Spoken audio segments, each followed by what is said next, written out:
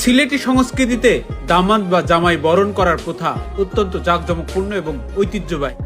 21 বছর প্রতীক্ষার অবসান, সিলেটে শ্বশুর বাড়িতে প্রবেশ করলেন তারেক রহমান।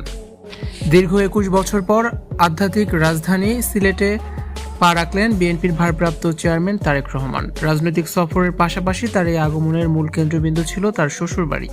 2 দশকেরও বেশি সময় পর জামাতাকে কাছে পেয়ে সিলেটে ডাক্তার জুবাইদা রহমানের পৈতৃক নিবাসে বইছে আনন্দের জোয়ার।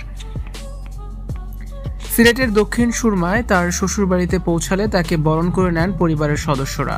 বাড়ির প্রধান ফটক থেকে ভেতরের উঠান পর্যন্ত লাল গালিচা বিছানো হয়েছিল।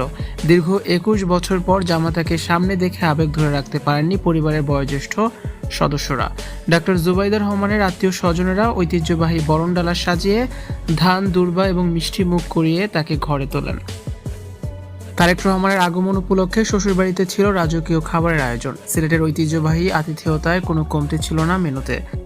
পারিবারিক সূত্রে জানা গেছে, দুপুরের খাবার তালিকায় ছিল সিলেটের বিখ্যাত সাতকরা দিয়ে খাসির মাংস, হাওরের তাজা আয়ের মাছের দো পেঁয়াজা, সুগন্ধি চালের বিশেষ আখনি পোলাও। ডেজার্ট হিসেবে ছিল সিলেটের বিখ্যাত পিঠা এবং ক্ষীর। রাজনৈতিক ব্যস্ততার মাঝেও বিকেলটা পরিবারের সদস্যদের সঙ্গে কাটান তারেক রহমান। দীর্ঘ প্রবাস জীবনের স্মৃতি এবং বর্তমান রাজনৈতিক পরিস্থিতি নিয়ে বড়দের সাথে কুশলাদি বিনিময় করেন। বাড়ির ছোটদের সাথেও তাকে হাস্যোজ্জ্বল সময় কাটাতে দেখা যায়।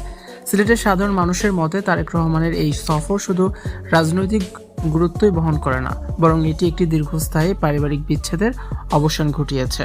প্রিয় নেতাকে এত বছর পর কাছে পেয়ে উজ্জীবিত স্থানীয় তৃণমূল নেতাকর্মীরাও।